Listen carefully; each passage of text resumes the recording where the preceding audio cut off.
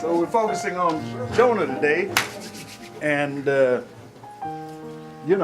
think if we think about all the minor prophets, Jonah's probably the most famous one of all.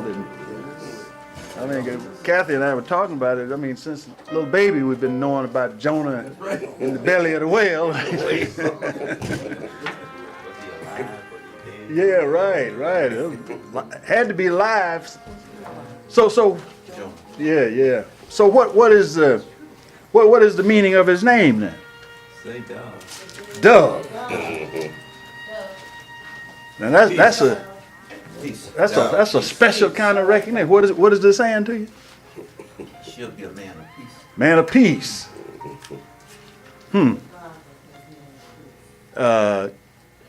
Dove represents a gentleness, right? Purity. I mean, he had a lot of things that should have given him some direct explanations about the expectation of his life. In Leviticus, if you recall or perhaps you've read it, dove was the only bird that was allowed to be used as part of the sacrifice. I mean, that's how important and how it was positioned in the overall planning of God. So his name was very meaningful. And dove shows up at some very opportune times too, right? How did the Holy Spirit descend on Christ? As a dove. So this guy's name was, and unfortunately, it seems like in today's society, the names don't mean a whole lot to you anymore, right? I mean, they used to lay out a lot of things about the rest of your life. I don't know what Shaniqua does for you, you know.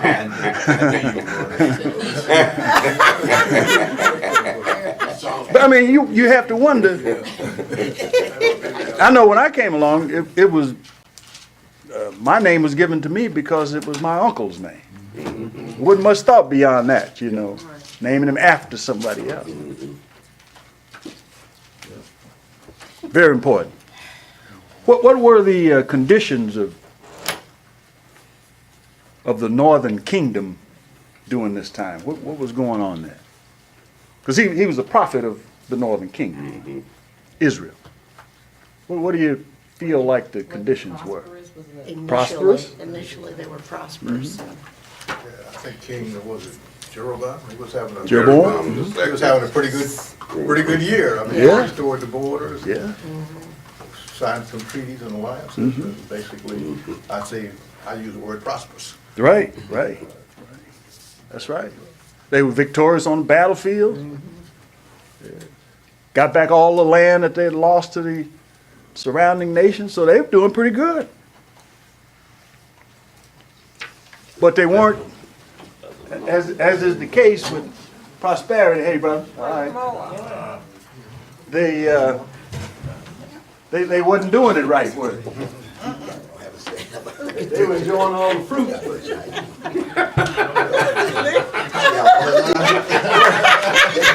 What's that? Thumbs up? Better than the other way, isn't it? So they were living really good. And along comes the prophet, Jonah. Did he come to prophesy?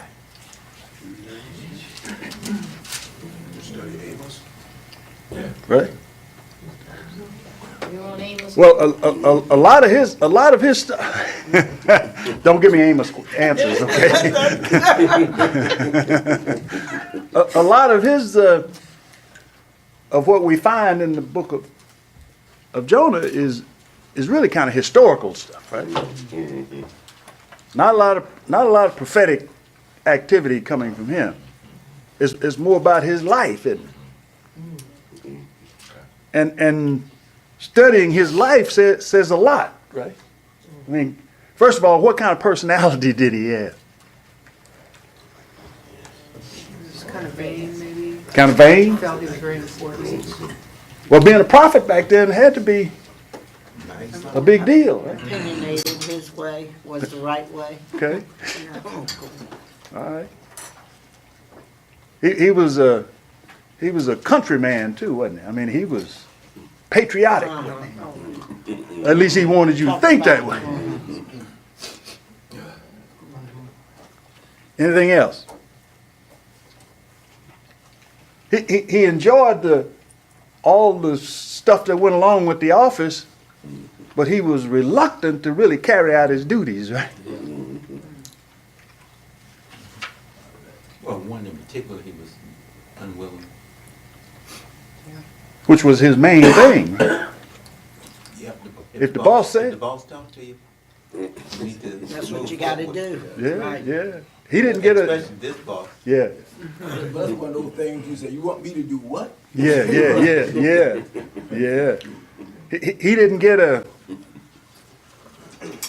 memo with a CC on it, did he? So is Jonah kind of like us? Yes. Kind of, yeah. I know, Lord, you told me about it. Yeah, but Yeah, I got a better idea for you. yeah. I still, God has said, I still got others that I speak through to you to give you enlightenment, but I talk to you. And you know, I think one of the things that I picked out this overall Jonah aspect related to this particular subject is the fact that we go out of God's will, but there are some things that happen from a positive side. So we rationalize and say, well, God is allowing me to do that, so it must be all right. Must be all right. Yeah, it must be all right. Yeah. Because he's got assignments for all of us. And I guess we call ourselves being creative when we don't hear and listen to what God tells us to do. You know, the boss tells us to do something. Oh, we're going to develop a creative way, something different from what the boss actually directed us to do. When in fact we are just plain out being disobedient. Yeah. Praise God that God is around all of our ineptitude. Yes. Never takes his hand off of us. And we may, we think we got it right, but we get it wrong. But I think my response to hearing a mission is in direct proportion to the difficulty of that mission. Yeah, I hear you. If he'd have told Jonah not to go to a Syrian city, or not to go to a bunch of pagans, or not to go to people who just might kill you. Yeah. And go to some Jewish community and prophesy to them. Right. I think his response would have been different. Yeah. That's right. He fully embraced that, right? But that's the way we are, right? Yeah. I mean, the really tough assignments, and you know them when you see them, we try to shy away from. You know, that assignment for any other prophet, because as I understand, Jonah is the only one who literally just outrightly disobeyed God. But that was with a attitude that he didn't care for the Gentiles. Whereas Jim alluded to, if it had been said, go to the Jews, he probably would have gone without too much effort. Yeah. But it goes to show you again our prejudice toward others. Yeah. And you know, I thought of the one where we have we did what we did when with Joe and John, and now Joe and John are God's children, but we don't ever see them as God's children. Yeah, right. We still see them as they were. Therefore they will never rise to the level that they should be. That's right. So you know, Jonah was looking at these Gentiles, and it doesn't say biblically what it was that literally caused him to be so angry with them. But for one thing, he certainly didn't intend for them to be forgiven. Right. He wanted them dead. Right.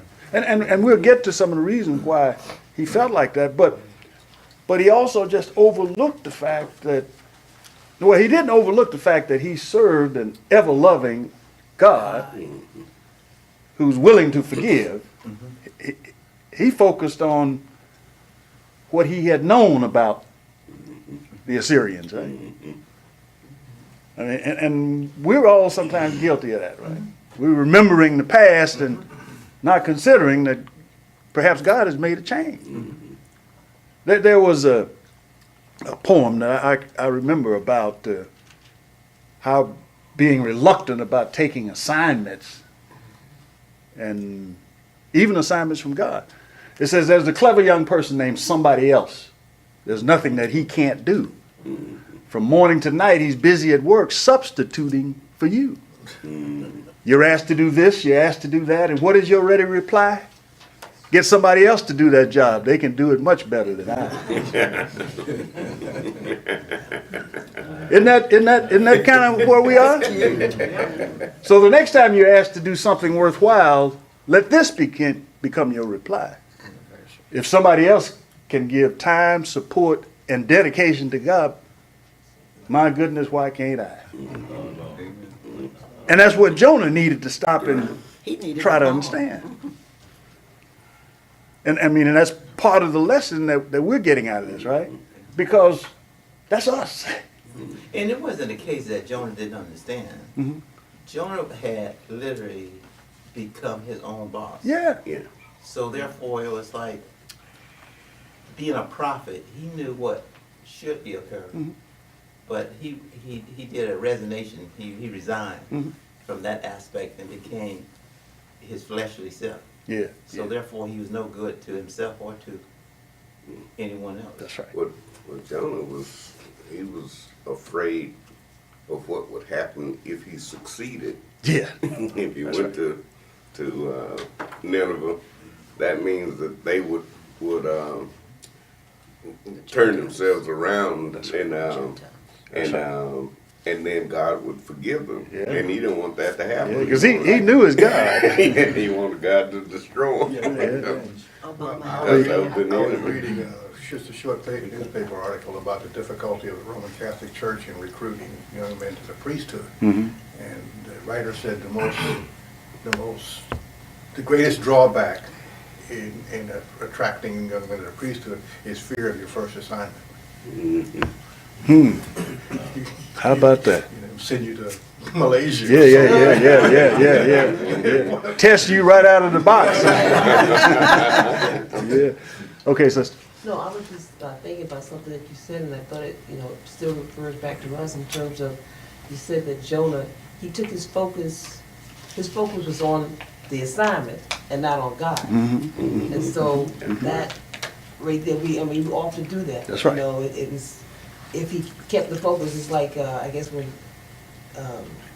you think about Jesus when he walked on the water. So it's that whole cycle that we have to constantly put God in the forefront. Yeah. No, that's what I got. Yeah, you got to filter everything through the image of God. So there are four things that take us through this whole study of Jonah. One is chapter 1 is focused on him running away from God. Right? Chapter 2 is focused on him running to God. Chapter 3 is focused on him running with God. And then the chapter 4, we see Jonah running ahead of God. Okay. So let's review the 4 steps. And in the book, we're starting on page 91, patience and pardon. Would somebody read verses 1 through 8? And then somebody else will have you read 9 through 17. Jonah 1, chapter 1. Now the word of the Lord came to Jonah, the son of Amittai, saying, Arise, go to Nineveh, that great city, and cry out against it. Their wickedness has come up before me. But Jonah arose to flee to Tarshish from the presence of the Lord. He went down to Joppa and found a ship going to Tarshish. So he paid the fare and went down to it to go with them to Tarshish from the presence of the Lord. But the Lord sent out a great wind on the sea, and there was a mighty tempest on the sea, so that the ship was about to be broken up. Then the mariners were afraid, and every man cried out to his God, and threw the cargo that was in the ship into the sea to lighten the load. But Jonah had gone down into the lowest parts of the ship, and lain down and was fast asleep. So the captain came to him and said to him, "What do you mean, sleeper? Arise, call on your God. Perhaps your God will consider us, so that we may not perish." And they said to one another, "Come, let us cast lots, that we may know for whose cause this trouble has come upon us." So they cast lots, and the lot fell on Jonah. 8. 8? 8, yeah. Okay. Then they said to him, "Please tell us, for whose cause is this trouble upon us? What is your occupation? Where do you come from? What is your country? And of what people are you?" Give me your resume. Yeah. Name, rank, and serial number. He answered, "I am a Hebrew, and I worship the Lord, the God of heaven, who made the sea and the land." This terrified them, and they asked, "What have you done?" They knew he was running away from the Lord, because he had already told them so. The sea was getting rougher and rougher. So they asked him, "What should we do to you to make the sea calm down for us?" "Pick me up and throw me into the sea," he replied, "and it will become calm. I know that it is my fault that this great storm has come upon you." Instead, the men did their best to row back to land, but they could not, for the sea grew even wilder than before. Then they cried to the Lord, "O Lord, please do not let us die for taking this man's life. Do not hold us accountable for killing an innocent man, for you, O Lord, have done as you pleased." Then they took Jonah and threw him overboard, and the raging sea grew calm. At this the men greatly feared the Lord, and they offered a sacrifice to the Lord and made vows to him. But the Lord provided a great fish to swallow Jonah, and Jonah was inside the fish for 3 days and 3 nights. Okay, so now, as we said at the very beginning, that Jonah is probably the most recognized and known minor prophet, right? So don't get bored as we go through this, because I know you already know the story and you're way ahead, right? But what was God's action in this whole thing? What was God's action? His initial action was what? Punish him with the storm. Okay, but he gave him an assignment, Yeah, right? Oh, yeah, that was- yeah, it was an assignment. Gave him an assignment, and it wasn't any fuzziness about it, was it? He told him exactly what he needed to do, right? And we get clarity like that a lot about things that God wants us to do, and somehow we say, "Well, nah, I don't think that's what." Or we run to somebody who's going to endorse what we really want to have happen and ask them, "I think the Lord's telling me to do such and such and the other." Until we are told, "Nah, I don't think that's not made out for you." I ain't feeling it. Maybe it's I'm feeling it. Jonah makes it real for us in each of our lives, doesn't he? And he reacted the same as some of us do, don't we? But there's a price to pay, isn't there? What was his attitude?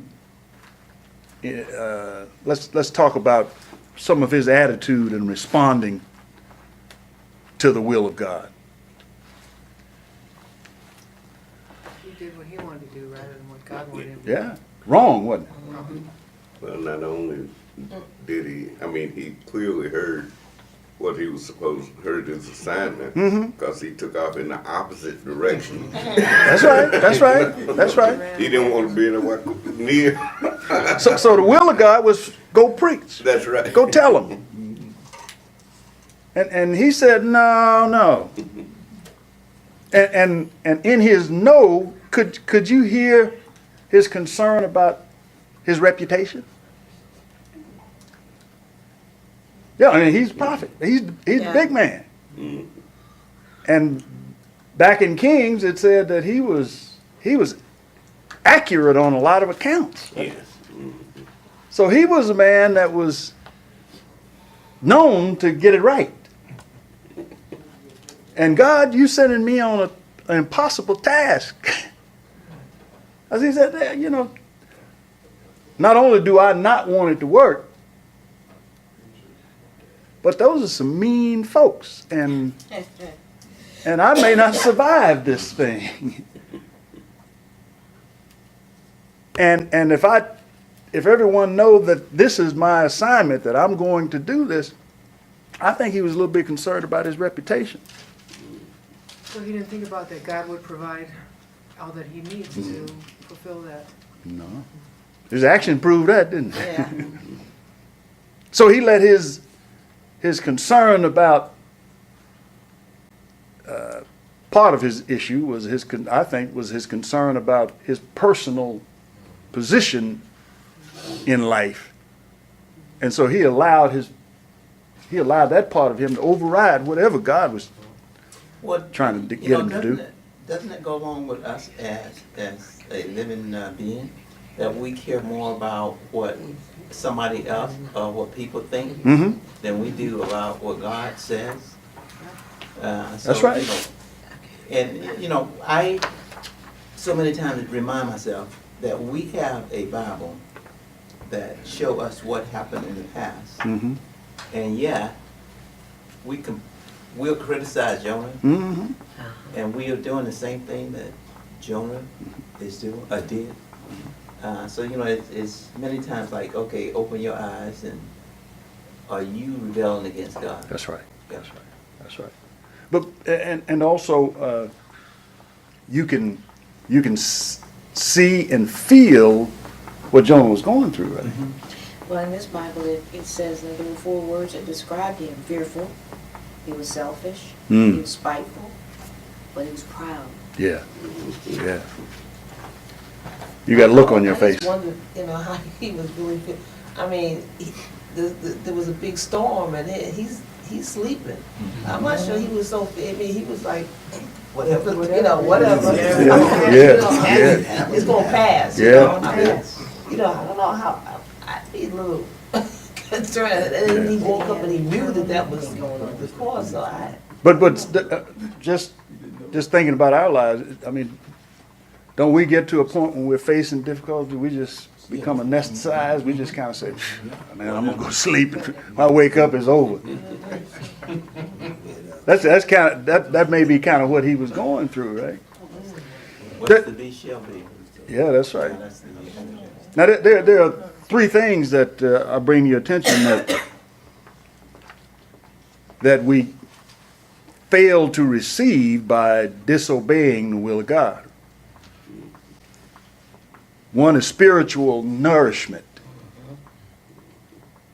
because we get to see him in action, right? And it helps to grow us. John 4:34 talks to that.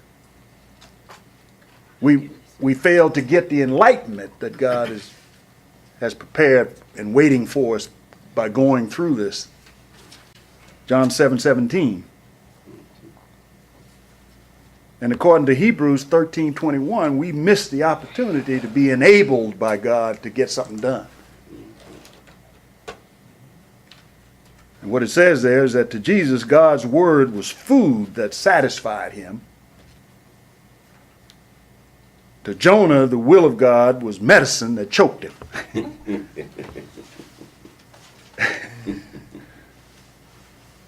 I hated castor oil. Lord have mercy. Still tastes it, still.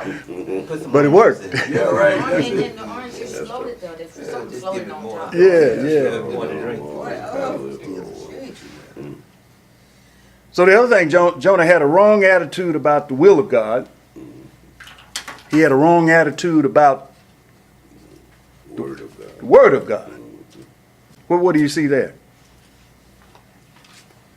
Well, he thought he had a choice. He thought he could kind of either choose to obey or not. And you know, when you're given a command, then you do it. Yeah. And that's You're what supposed to be the, obedient. that's what the word commands, is that Yeah. you listen to it and that you obey it. Yeah. It wasn't an option, as Curtis has said. Yeah. It's like, you know, you hear in the military and other places, failure is not an option. Well, disobedience is not an option with God, right? In fact, Mhm. Harvey said it earlier, he not only just didn't obey, Mm-hmm. he rebelled. Yes. You can be told to do something in the military and slow roll it and maybe not do it and hem and haw. Right. Then you can go AWOL and you just leave. You go the other direction. Mhm. That was truly right to give a commandment to do something and then you go entirely in another direction, doing something totally opposite. Mm-hmm. Always That's Jonah. consequences. That was him. Harvey mentioned that there was a part when I was studying this about the idea of being asleep Mm-hmm. while the storm is going on. And this sort of mindset of maybe this will go away. Point of view, we have a little vignette in our life. As many of you know, we've been struggling with a homeless family, trying to keep them together and get them under roof, and that's coming to resolution. Thanks for many of your prayers. Praise Mm. God. But part of the problem was getting to the depths of just how deep in a hole they were. So finally, after a tearful session, the lady reached into a drawer, and a lot of these medical bills, the government will pay 80%, Mm-hmm. and you still owe 20%. And she pulled out a stack of bills from Sterling Medical, which were clearly dunning notices that she had been receiving for medical bills unpaid, and they weren't open. And I said, well, what's this stack of bills? And in all sincerity, she looked at me and said, well, if I don't open them, I don't know. Okay? Yeah. So she felt the need to pay this bill, but it figured as long as I didn't open this envelope, I really don't know how much I owe them. Ergo, I don't have to take it on board as a bill to be paid. And of course, Yvonne went bananas and had to get her down off the ceiling and all that. But later on, the two of us just together, we were musing over that and said, just how much in life have we looked at and said, if I look the other way and don't know, then I really don't have to take it on board as a situation I should deal with. And, let's don't be quite as critical and quite as high-minded as we might be, because that's a simple example. That's right. That's But right. even in loftier examples, That's we're right. going to say. That's And right. Well, another that's example right. that goes with this, with healthcare, Mm-hmm. people won't go to the doctor even if they can afford it because they don't want to know Don't wanna know. if. But That's they right. know, but they don't want to know. Right. But it also happens, like I recall in 2008 and 9 when the stock market was crashing, I used to get my monthly statement from my investors. I've been with you there, brother. That's right. Like, what the people- Yeah. Don't want to know.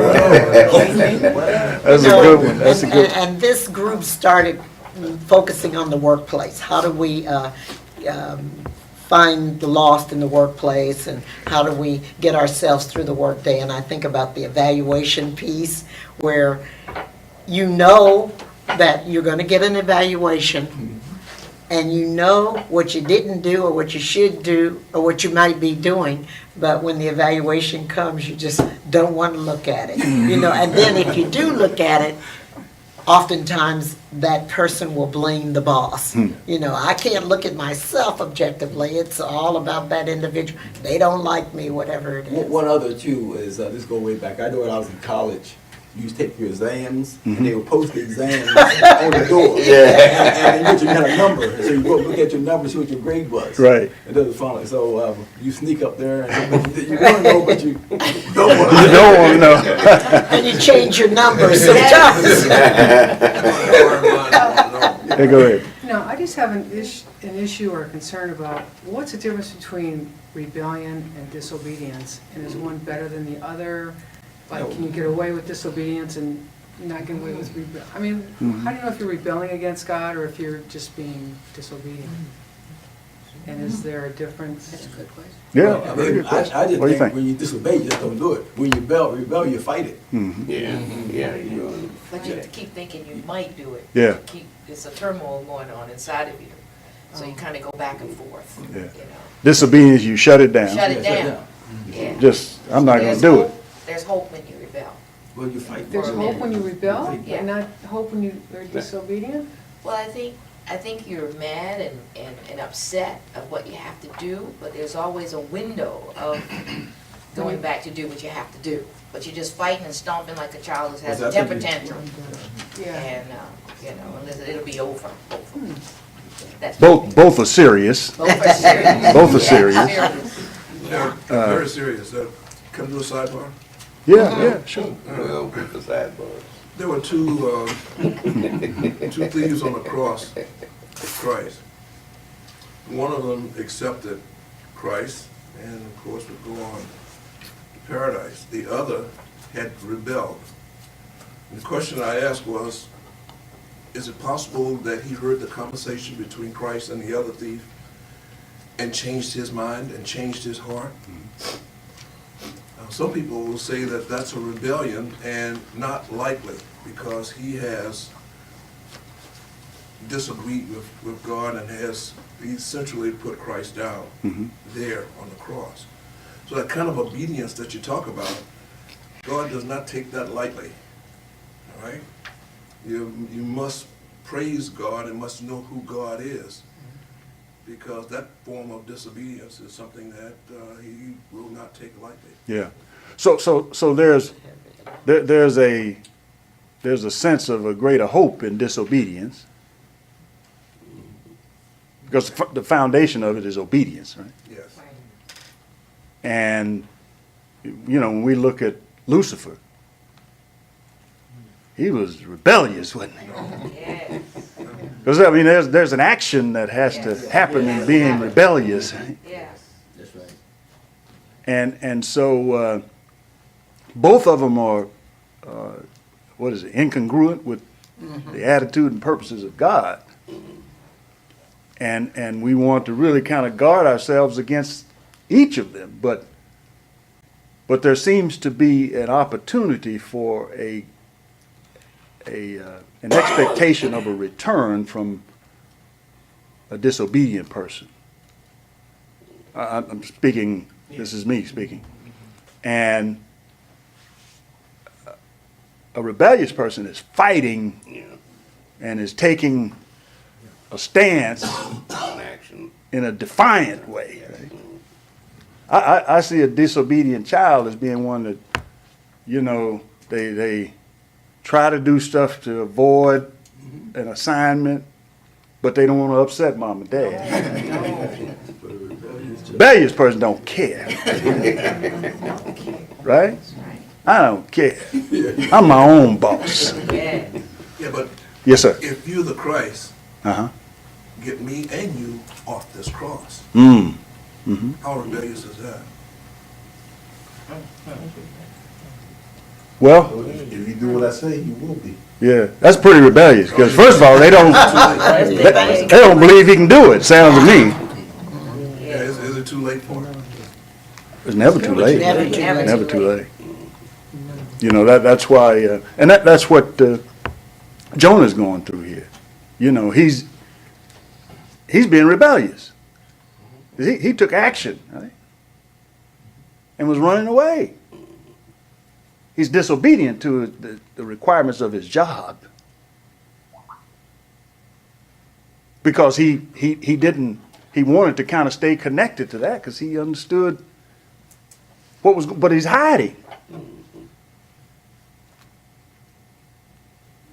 He's hiding. I guess I'm thinking the word humility. Rebellion, I'm thinking there's no humility in rebellion. No. You know, where you might have some in disobedience.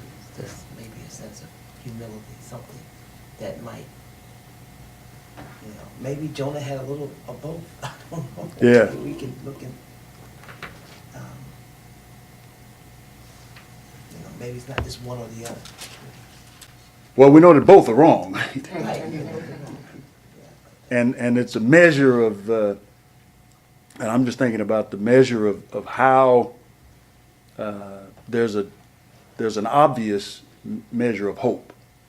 And I can see that more in a disobedient person because they're perhaps not as vocal, not as passionate about what they're doing in disobedience. I mean, you can still, just in a disobedient child, you still can see that can be turned around, right? It takes less of an effort to turn around Good obedience word. than it does rebellion. Rebellion. I mean, so all the distance that was covered, going away from what he was asked to do, he's got to recover. Yeah, all of that. yeah. Where if he was just disobedience, he could have stayed in place and just not Yeah, done it. yeah. Just keep, debating with God. Oh, should I go or should I Yeah. not go? Oh, boom, I'm rebelling. I'm going the other direction. Yeah. Then even when the storm comes, he knows that's, an act of God. He still doesn't turn around. Mm-hmm. So it just went deeper and deeper and deeper and deeper. Yeah. There's a sense of a little bit of a consciousness in the disobedience, in the act of disobedience, as opposed to what we've described as rebelliousness. You know, like with Jonah, he constantly was looking at that, although he continued to do so. There were some rebellious acts that he engaged in too, but, he knew exactly what God had in store for him, i.e. the fact that he was a prophet. That's right. That's right. And because he was in the belly of the ship, he didn't. Do you think he thought that he was hiding from God? Huh? I think You think he does? I think he know. Well, He knew the word. Yeah, right. Well, he knew the word. He knew he shouldn't have run away from what God had asked him to do, but he kept doing what he should not have done. Yeah. And then even on the ship, when the storm came, he should have prayed to his God, but he didn't. He went to sleep to keep from doing that. So he just went deeper and deeper. Yeah. But Yeah. when he was in the belly, he wasn't thinking, I didn't see him thinking that he was not in the presence of God. Okay. Because he prayed, Yes. and the prayer was before the third day. It was in the beginning, which means that he now was calling. He's in the on belly his of the God. fish. Yes. Okay. Belly Yes. of the fish. Yeah. Not the Turning ship. around. Yeah. So he knew he was there in the presence of God then. Yeah. Yeah, because that was and we're getting ahead. Yeah, we are. But that's all right. We do that all the time. Yeah. That was the redemptive, part of the redemptive phase that was going on now. So he knew he was in the presence. Yeah. Do you also think that everything he does, he also knew that no matter what he does, God will forgive him? Well, he had to know that. That's why he was running the other way, right? Because he knew that he served a God who was forgiving. And also, you have to believe that he understood, like Psalms 139, which says, where can I go from your spirit? Where can I flee from your presence? If I go up to the heavens, you're there. If I make my bed in the depths, you're there. If I rise on the wings of the dawn, if I settle on the far side of the sea, even there your hand will guide me. Your right hand will hold me fast. If I say, surely the darkness will hide me, and the light become night around me, even the darkness will not be dark to you. The night will shine like the day, for darkness is as light to you. Now, he knew those words, and that's why he was trying to sleep, because he didn't want to think about it, right? Was that the wake-up call for him in the belly of the ship? Or was that the final thing? That was the beginning of That it. was the beginning of it. Hey, but I know for me, Mhm. when I'm sitting here and I'm hearing what we're talking about doing today, and all I can think of, Rev, is just how God showing His mercy and grace. Oh, yeah, that's right, that's right, that's right. And it also shows us that when you're in the midst of trouble, right, how you can be delusional about where you are. Because, one of the other things, he had a wrong attitude about his circumstance. He thought he was doing all right, right? He showed up at the city on the other side of where God wanted him to go with money in his pocket. And the word said he found a perfect ship. Yeah.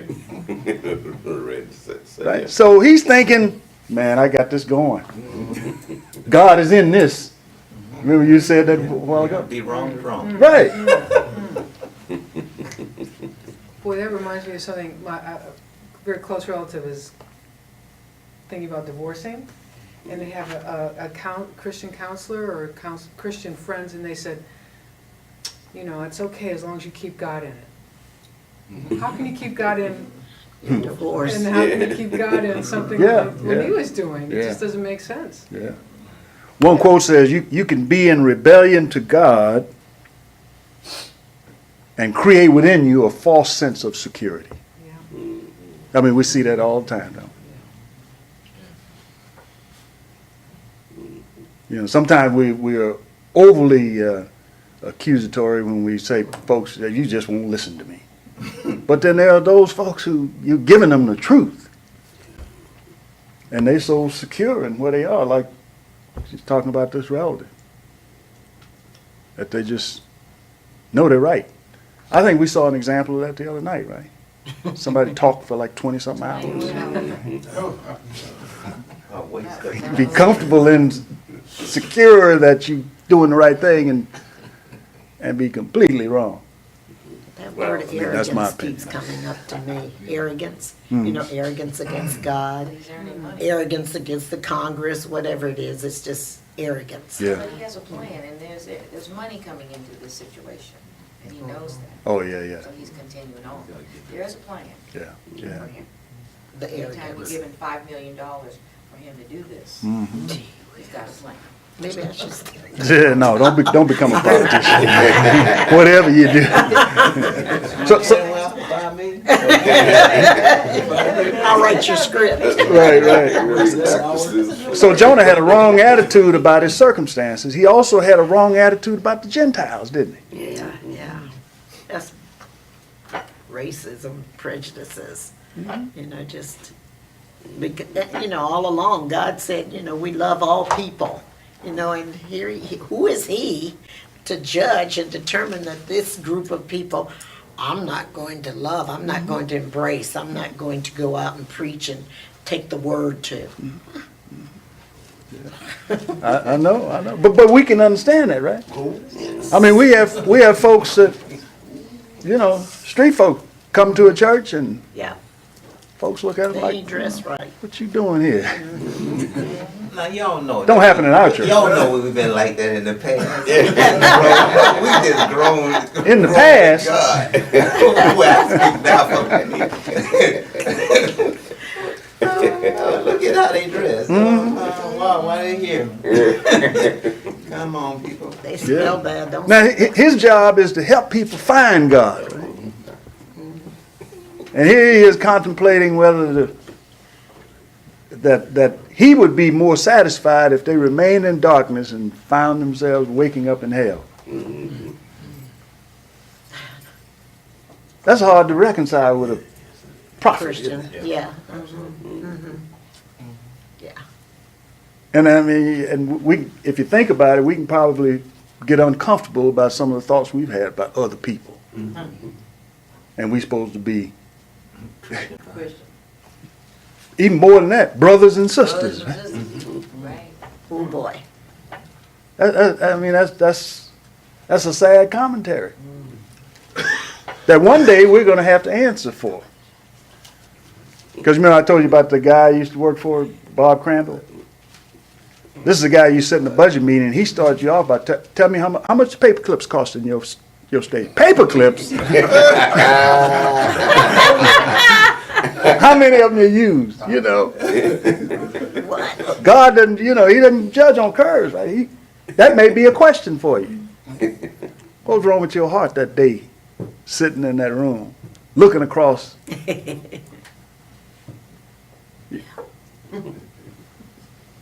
That's Jonah. Here he is, hating on the Gentiles. One quote said he hated the sinners and not the sin. Yeah, right. You, Yeah, I was just focused on that. and that's the opposite of what we ought to be You're supposed to about. hate the sin and not the sinner. That's right. You hated both. Well, in this particular case, he hated both. Because of how the Syrian would treat people. So he hated that. But like you said, he also But they hated hated them them too. as well, which we have one side. We hate the behavior Yeah. and love the person. That's right. Which is God-like, right? I mean, he wasn't like that. We were in trouble. Okay. What did Jonah lose in all this? What did he lose in his separation and his relationship with God? What do you think he lost? The voice of God. Lost the voice of God. The voice of God, yeah. We're still in the book. He lost the spiritual energy of God, right? Lost the power in prayer. Lost what? Prayer. Lost prayer. Power in prayer. There was no power in his prayer. That's right. And he lost his testimony, didn't he? As a prophet. I like what the author said. He said, loss of power in prayer is one of the first indications that we're far from the Lord and need to get right with him. Yeah. And his suffering in all of this is that he discovered that God never allows his children to sin successfully, right?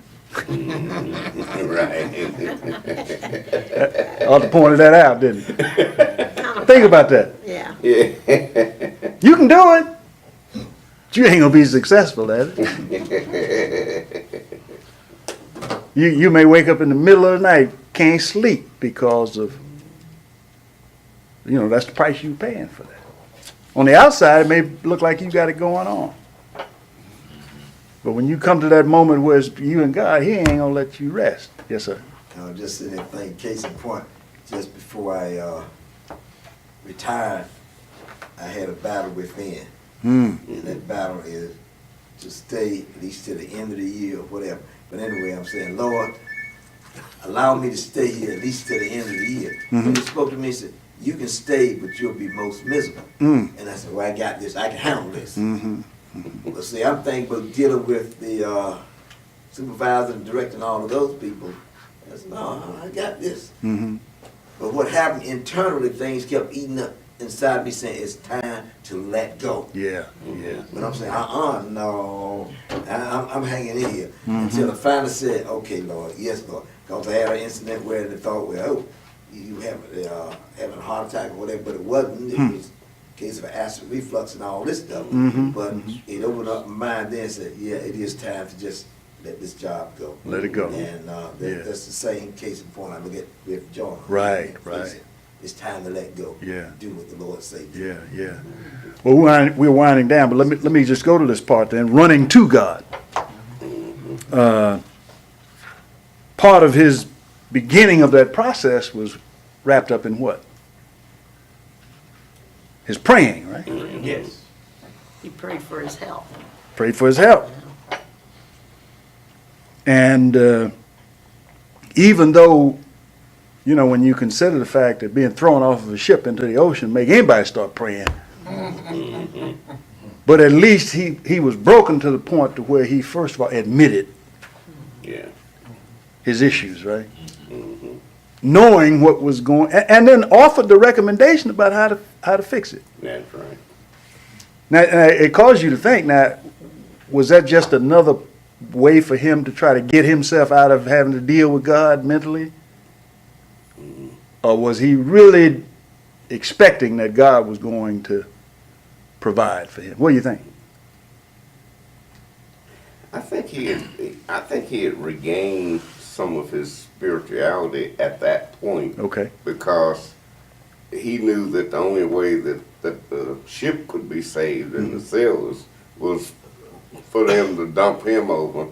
I don't know that he necessarily thought of how he might get saved. I'm not clear on that, but to me, he had the right thought that would put him in position to be saved by focusing on others.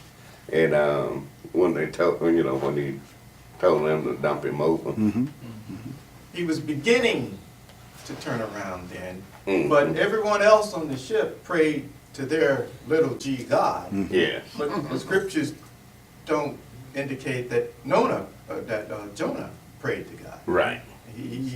That's right. He didn't pray on the ship. He didn't pray until he got thrown over the ship and then was swallowed by the fish. So he was still, I think, rebelling all the way up till the point where he started to pray.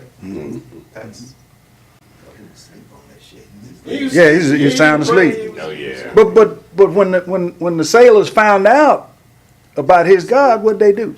They prayed to his God. Yeah. And they got saved.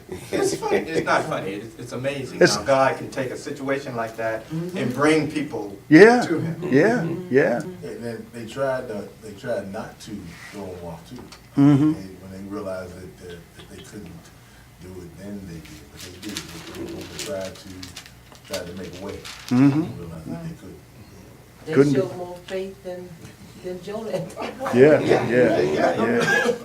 They were pagans. They ministered to him. That's exactly right. That's exactly right. And there were probably folks saved That's right. in that process, don't you think? I mean, because those were desperate times. How did God demonstrate his promise was being kept to Jonah?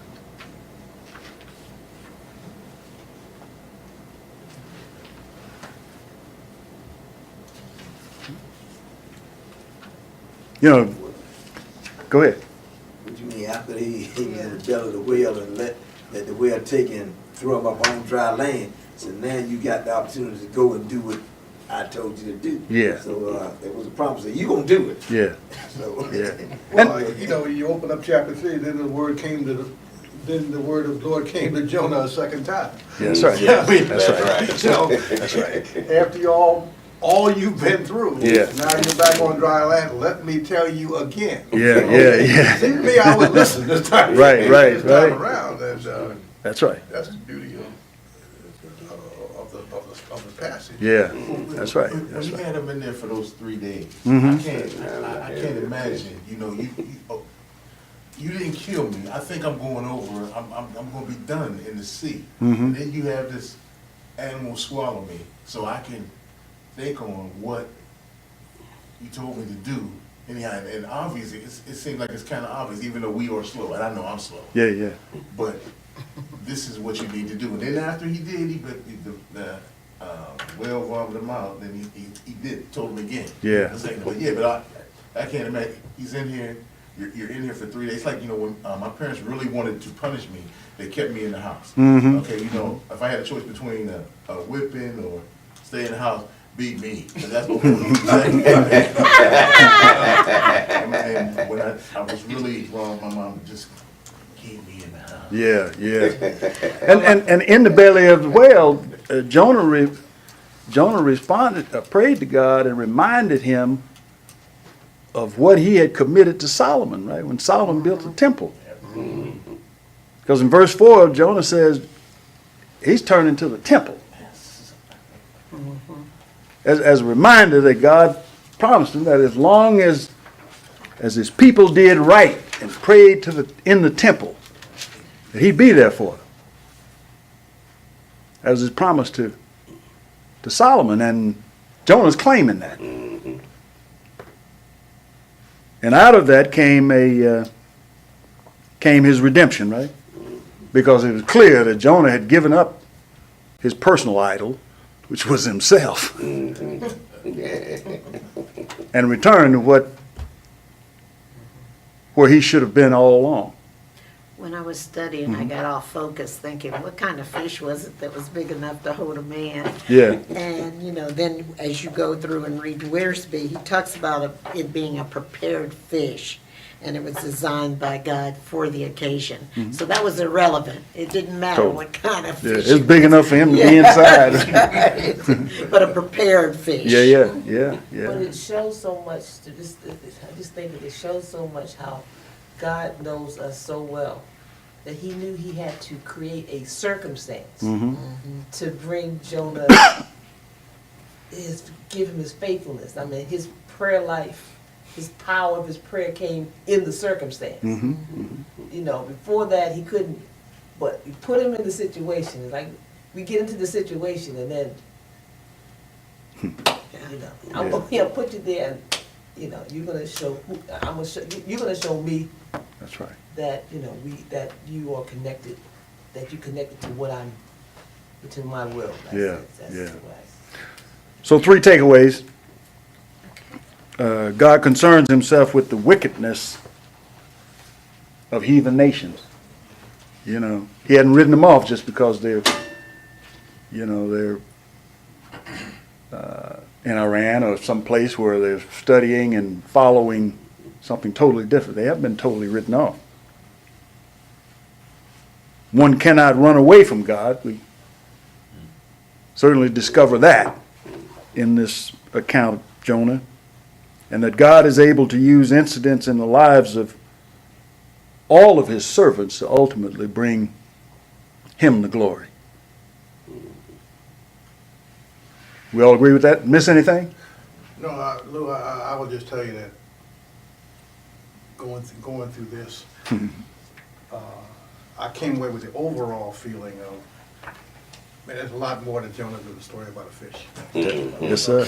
Yes, sir. That's where it was in my mind. That was all I read. Whereas his book is amazing. Yes, I got it the is. end of his book, I said, it make a lot of mileage out of a fish. Story about a fish. And it's another case of where study gives you the Yes. All minds clear? Just one other thing. Did you find